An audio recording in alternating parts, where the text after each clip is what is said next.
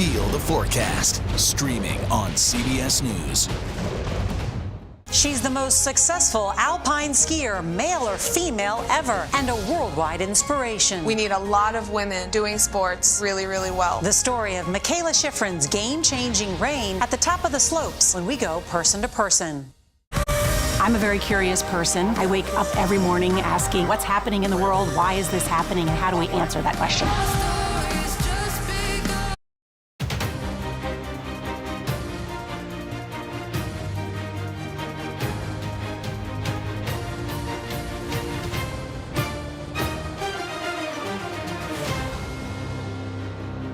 Hamas and the extreme elements of Hamas don't represent all the Palestinian people. I think none of those concerns are anything that we can't address. So I feel good about where we're at. We're up about 12 or 14 points in Iowa and crooked Joe Biden. Hello, I'm Ed O'Keefe in Washington. Welcome to America Decides and another busy week here in your nation's capital and around the world. Thousands of Israeli troops are staged along the border with Gaza ahead of an expected ground offensive. Both sides continued trading rocket fire today like they have since the war broke out. The near constant bombardment comes as the humanitarian crisis in Gaza worsens. Officials say hospitals in the region are almost out of basic necessities. And in Tel Aviv today, U.S. Secretary of State Antony Blinken reiterated his support for Israel while meeting with the Israeli Secretary of Defense. You know our deep commitment to Israel's right, indeed its obligation, to defend itself and to defend its people. And in that, you have and will always have the support of the United States. CBS News foreign correspondent Ian Lee joins us now from Tel Aviv. Ian, good to see you. What is the latest we're hearing on a potential ground invasion? Hi, Ed. Yeah, that's the thing that everyone is waiting for. It could happen at any moment. Likely, the Israelis are not going to tell us it happens when it happens. I can remember back in 2014 when that ground invasion started. The Israelis didn't tell anyone until hours after it had begun. But we saw on the horizon it light up with explosions, with bullets, with missiles being fired. And that was the indicator that that war, that ground invasion had started. And that's likely what's going to happen again. People seeing a real increase in the fighting in Gaza as they launch their ground invasion, Ed. And to be clear, the missiles, the rockets have been fired from both sides of this ever since it began last weekend. It's more now we're waiting for the explicit ground portion of the conflict to intensify. I know throughout the day there, you've been hearing sirens blaring, not only in Tel Aviv, but across Israel, really. What have you seen? And are everyday Israelis still heeding those warnings and seeking shelter every time they go off? You know, what's interesting, Ed, is, being here versus being in Israel versus being in Ukraine, both places have air raid sirens go off.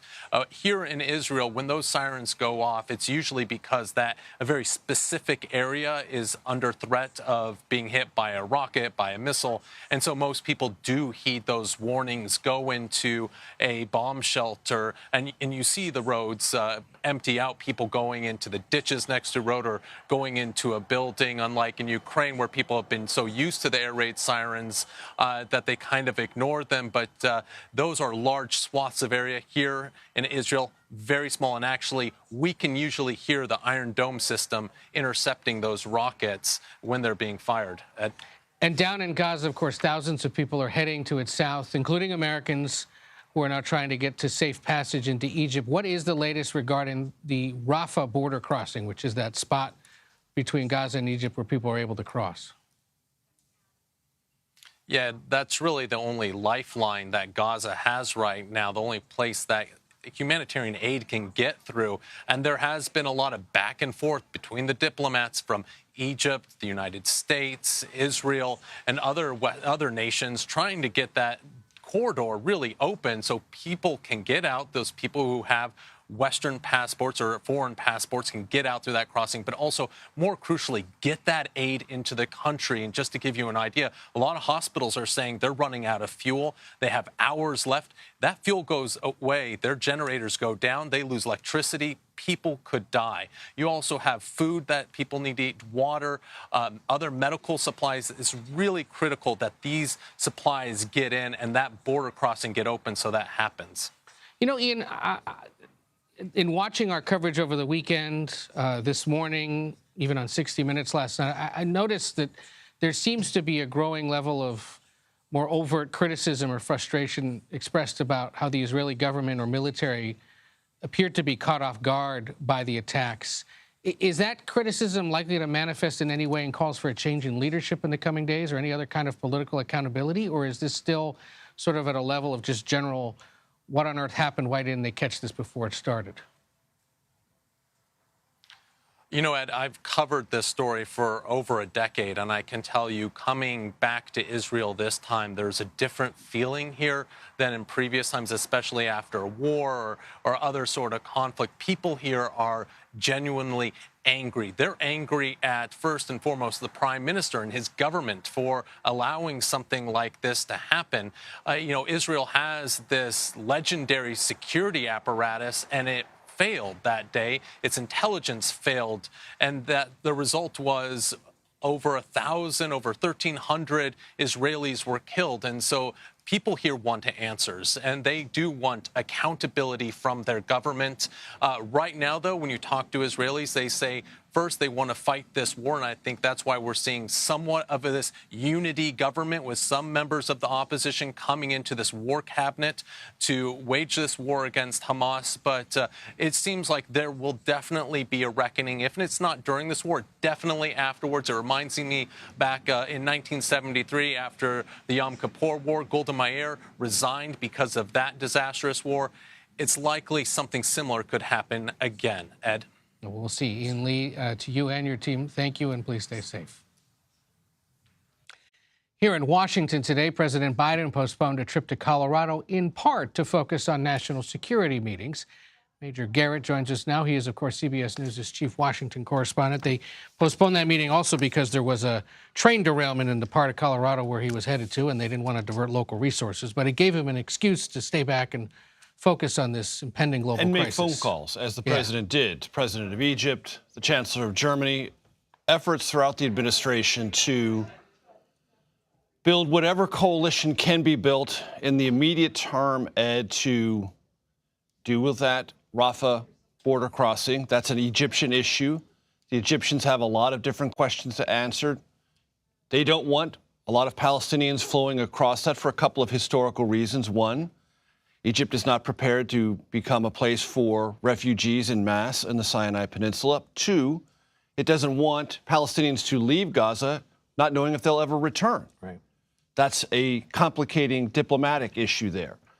The German chancellor is there about Europe and maintaining support for Israel in general, specifically about Hamas, but also to intensify whatever European efforts can be manifested to assist with whatever humanitarian gestures or relief can be provided, and waiting to see when and how Israel launches what all expect to be a decapitation military maneuver against Hamas in Gaza City. Now, since it was first floated by Israeli news sources on Sunday, there has been chatter here in Washington, at least, that the president's going to make a visit to the Middle East this week. As someone who has covered presidents for a while, what is the risk-reward on a trip like this at a time when we're waiting for a ground offensive to begin? Does it even make sense for him to go? Or beyond expressing support for Israel, is it really worth it? I think it's a very perilous maneuver for the president to go either right before or right after a ground offensive, because it places Americanism right next to that ground offensive. Right. America can support Israel, but America doesn't want to be perceived in that tight part of the region or throughout the Arab world as a bugle call to that ground invasion. And if the Israelis have signaled to the White House, and I only think that there would be conversations about this if it already had, it may be a while, And there are good reasons for Israel to plan this and plan this well. It can launch it on its terms. It doesn't have to go in right now. And the better it's planned and the better it's executed, the better it will be for the Netanyahu government. So I can't imagine the White House would even contemplate this, Ed, if they thought we were landing the day after it began. Right. Too perilous by far. Or leaving the day before it begins. There has to be some and I don't know, it's my sense of it very strongly, there have to be behind-the-scenes conversations, behind-the-scenes conversations that if you come, there'll be not a buffer zone necessarily, but a zone in which your arrival and exit will not be connected to whatever we do, meaning the Israelis militarily. Especially if he has to make a stop somewhere in the Arab world as well. Which you would have to think would have to happen. Yeah. I want to play you something that transpired Sunday on Face the Nation between Governor Ron DeSantis, who of course is running for president, and Margaret Brennan regarding money for Israel and money, of course, for the Ukrainian conflict. If we can, let's take a look. In the past, you've said you don't want a blank check to Ukraine. Do you want a blank check to Israel? No, I think that there's actually two different things. One, with Israel, we've provided a lot of support since its inception, about $158 billion in the last 75 years.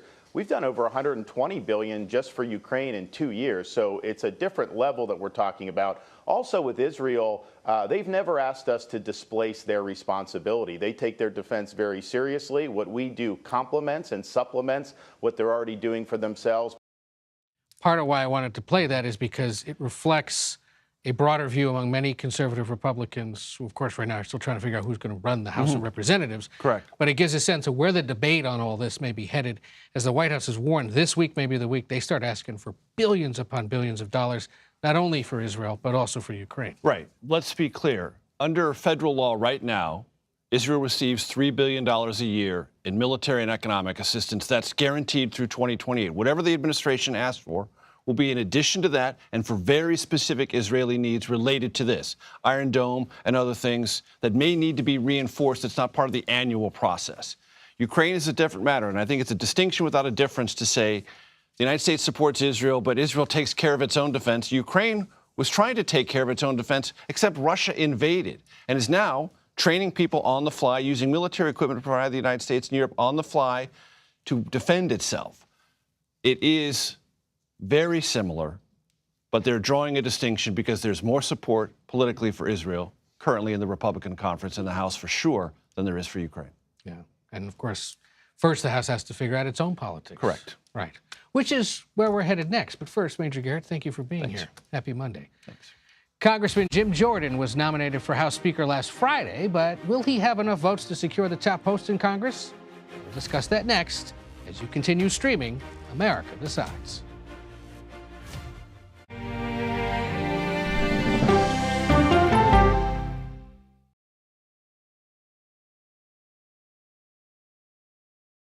Well, let me start with this. This really happened. Have you told the government? Did any of that make sense? What's your response? You want me to just What's keep wrong going? with that argument?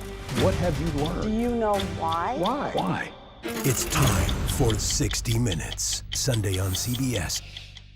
An original documentary from CBS Reports. Since you started La Soup in 2014, do you have any sense as to how much food you've rescued from the landfill?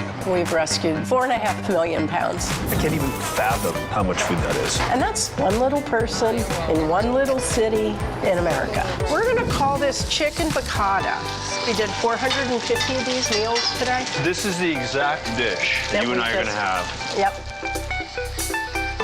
Oh, my God. Is it good? Mm-hmm. Having a plan of how to keep people fed should be in every single city. If we eliminated food waste, could we eliminate hunger? Yes. Eating Trash, now streaming on the free CBS News app. An original documentary from CBS Reports. You had a substitute teacher that was pretty popular. What was his reputation? Everyone loved him. You had to miss a test. What did he offer to have you make up the test? He said that I can come by after school was all over and just take the exam.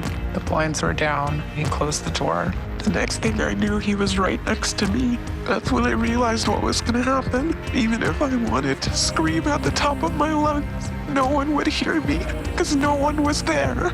He told me that if I ever said anything to anyone, he would kill me and he would kill my family. So I did it. Pledge of Silence, now streaming on the free CBS News app. He was there when the war in Ukraine started. Extreme history. It's a big moment. The extraordinary story behind Sean Penn's new Paramount Plus documentary, Superpower, when we go person to person. An original documentary from CBS reports. AI is among the most world-changing technologies ever. Curing diseases, scientific breakthroughs, making lives better. They can help us with medical discoveries, scientific discoveries, doing better agriculture, having cures for things like Alzheimer's. It's also going to really transform the way we work.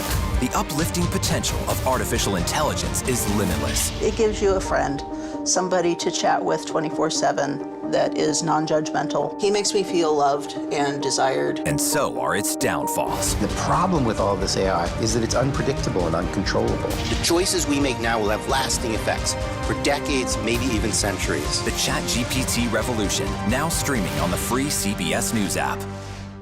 Why did you miss the moment? I'm not sure why they missed the moment. It doesn't look like Congress is doing anything. That's the role of Face the Nation, to focus on the issues at hand. That means a civil conversation with perspective.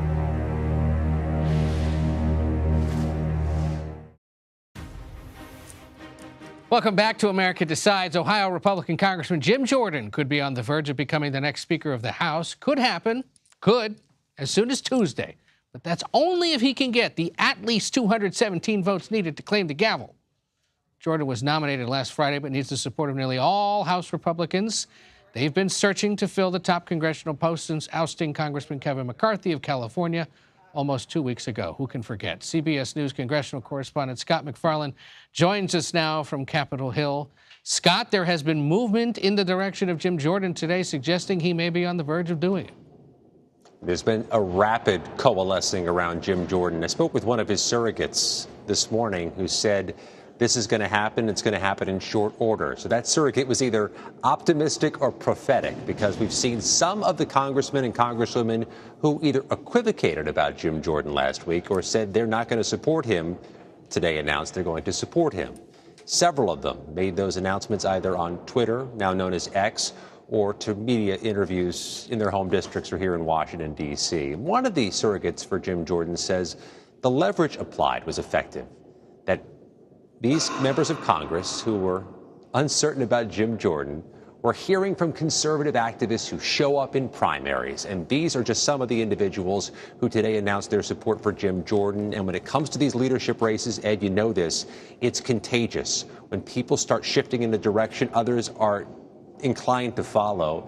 And if they're going to do this, as promised, at 12 p.m. Eastern tomorrow, a public roll call vote, it gets more and more difficult to be a dissenter, to be a contrarian when your numbers are thin.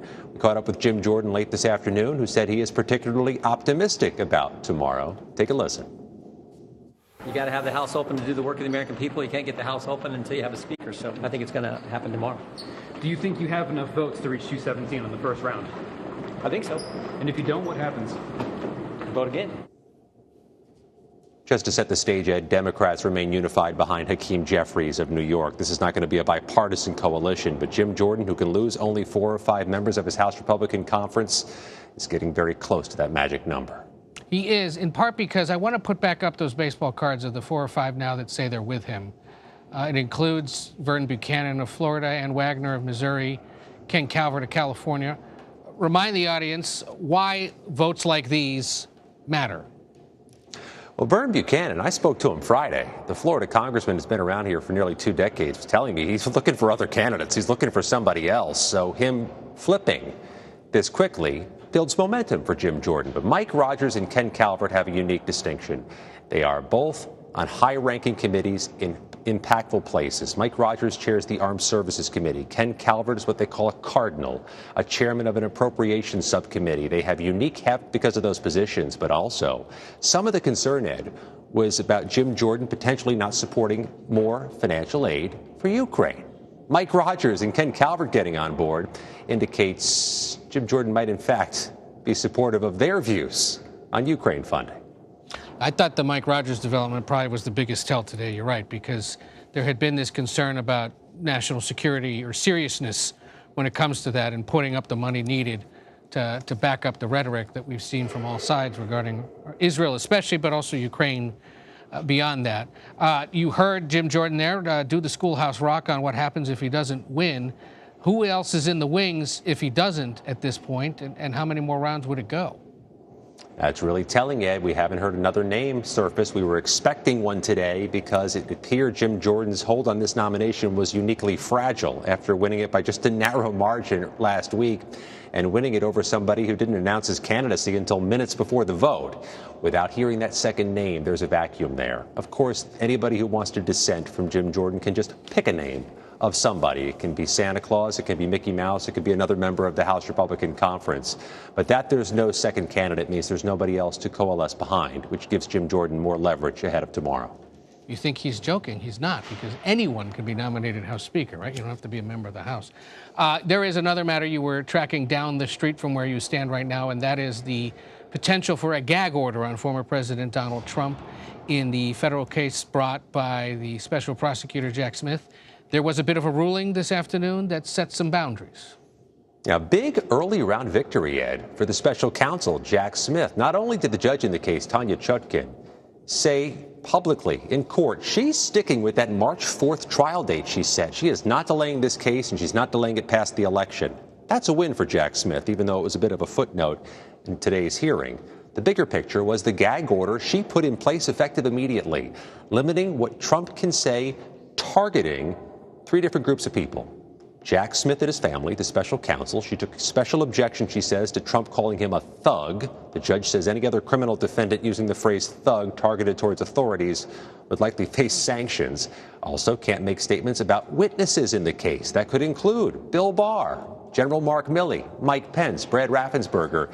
And she says Trump can't be invoking or targeting court staff, the prosecutors, or the judge herself. And she referenced the incident a few weeks ago where Trump was alleged to have posted a photo of a staffer of a New York judge handling one of his cases. She says all of this shows you have limits to your First Amendment rights when you're a criminal defendant. Ed, the defense was counterpunching, trying to fight back at this gag order and saying, why should Trump be limited if Joe Biden and Hunter Biden aren't limited in what they can say? And the judge says Hunter Biden and Joe Biden are not criminal defendants in this court. So they cannot do all those things. I think we have a list of what he still can do as well that we should show people, because this speaks to a lot of what voters have been hearing from him over the last literally for more than a year, saying he can be unfairly prosecuted. He can criticize the Biden administration and the Justice Department. He can assert his belief that this is all politically motivated and continue to fundraise off of it, basically.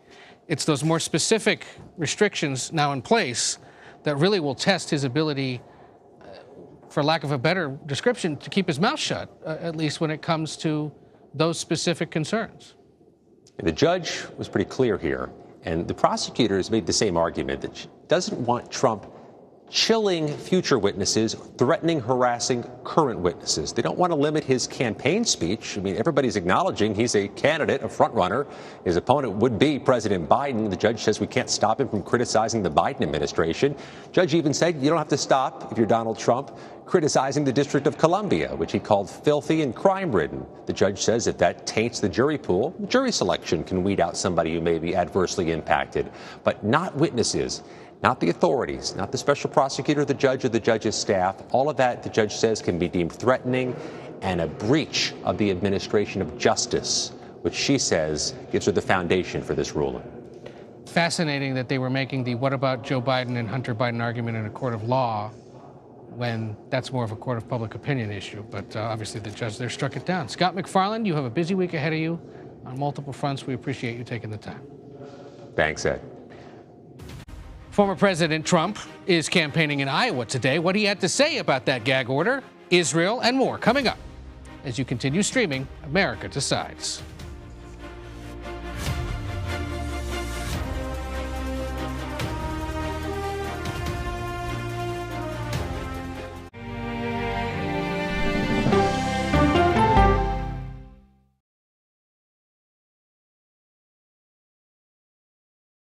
Our story's just begun. Why did you want to share your story? Water up this high? Where are these coming from? That's the million-dollar question. I'm a very curious person. I wake up every morning asking, what's happening in the world? Why is this happening? And how do we answer that question on the CBS Evening News? In a original documentary from CBS Reports. Imagine yourself in Manhattan with no police, no army, no mayor. The people of Haiti stare down poverty, corruption, natural disasters, and violence. 90% of the guns that are used by gangs in Haiti are American guns. But with an unbreakable spirit and eternal optimism. There are days where I cry, but we can't be discouraged. We still believe in Haiti. They're still able to look ahead with hope. Haiti is on the brink of transformation, a radical shift. Nations are coming together and saying things must change. Fighting for Haiti, now streaming on the free CBS News app. We aim every night to be factual and fair. That's our goal. An original documentary from CBS Reports. Controversial Congressman George Santos. Why won't you answer our questions? How did he manage to get elected? Thank you very much, and God bless you, and God bless the USA. George Santos' campaign was a campaign of deceit, lies, fabrication. And who is he, really? I knew him as Anthony DeVolder from Queens. Really, who he is, he's a fraud. I compare him to the Tinder swindler. From people who know him, the truth, the facts, the lies. He would say that he was worth $100 million. It's an incredibly cynical episode in American politics, beyond satire. Had you ever seen anything like this? No, and I hope I never see it again. Campaign of Deceit, now streaming on the free CBS News app. Since childhood, she never stopped reaching for the skies. Now she's spent more time in space than any other American. I like being a part of something bigger than me. Peggy Whitson's extraordinary career as a history-making astronaut when we go person to person. Feel the forecast on the CBS Evening News with Norah O'Donnell. I think I asked direct questions. I don't know that they're tough questions per se. Why aren't you holding yourself to that standard? It doesn't look like Congress is doing anything. What has to happen? That's the role of Face the Nation, to focus on the issues at hand. And that means a civil conversation with perspective.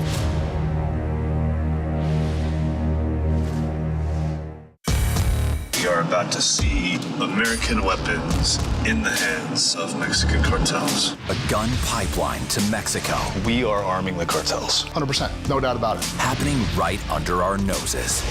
Who's doing something about this? Nobody. A CBS Reports exclusive. Most Americans have no idea that we are effectively arming the enemy next door. This is the story the American people need to know. Arming cartels, now streaming on the free CBS News app.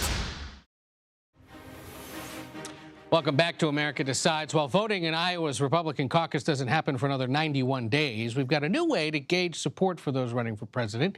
Contenders in both parties released their latest quarterly fundraising numbers over the weekend. President Biden and the Democratic National Committee raised a combined $71 million from the quarter running July through September. That gives them about $91 million total on hand to spend as needed. Former President Donald Trump led the GOP in the cash race, too, raising $45.5 million with his PAC. He now has $37.5 million in his campaign account. Either way you look at it, plenty of money to go around, at least for the front runners. CBS News campaign reporter Torian Small joins us now from Adel, Iowa, where the former president is campaigning today. Torian, good to see you. While it's obviously less than the sitting president's total, how does Donald Trump's third quarter fundraising compare to the other GOP candidates? Yeah, Ed, I want to underscore really that last figure that you brought up with the former president, $37.5 million cash on hand. To put that into perspective, that's about 7 times more than his closest rival, that's Florida Governor Ron DeSantis, and about 3 times more than UN Ambassador Nikki Haley and U.S. Senator from South Carolina Tim Scott. Now, Trump is really finding success in touting his legal woes as a really effective donating techniques. We even saw him today. He sent out a campaign blast to his donors, slamming the gag order issued by a federal judge in his 2020 election case. In fact, we have some sound of what he had to say about it himself there in Adel, Iowa this afternoon. Let's take a listen. I'll be the only politician in history that runs with a gag order where I'm not allowed to criticize people. Can you imagine this? Do you believe this? I'm not allowed to criticize people, so we'll see. We'll appeal it. So that's his impression of things. How are his supporters responding to the gag order and his legal issues generally? Yeah, what's interesting, he spent a good amount of time talking about the gag order without actually talking about it. He just said he can't say much because he's the only politician in history to be under this gag order, and then rounded it out by saying they'll be appealing that decision very soon. But his supporters are taking to the president, really expressing sympathy for him. I talked to quite a few voters here in Iowa who said that they believe, like the president has said, that this is a witch hunt, and they don't believe any of the charges or the indictments rather, against the former president. So they agree with what he has been conveying. Now, this is his second visit, the former president's, to Iowa in a little over a week, and his ninth during this election cycle, far fewer than other contenders on the Republican side. Does his team think he's doing enough to actually win the caucus in January? Well, we're getting word that he'll spend more time in Iowa. He's doing 2 events today, started in Adel, and then he headed to Clive for a rally there. But they believe that, you know, starting strong by going out to these caucus events, putting his face out there, could build up that momentum. He finished second in 2016, so he's looking to start strong, finish first this time around, raise more money to keep him in the running. All right, Torian Small, a member of the CBS News Class of 2024 reporting team. We will see much more of you there in the Hawkeye State in the 91 days or so to go. We thank you, and we'll be talking to you again soon. That does it for today. Thank you for watching. You can stream America Decides Monday to Thursday at 5 p.m. Eastern Time. You're streaming CBS News.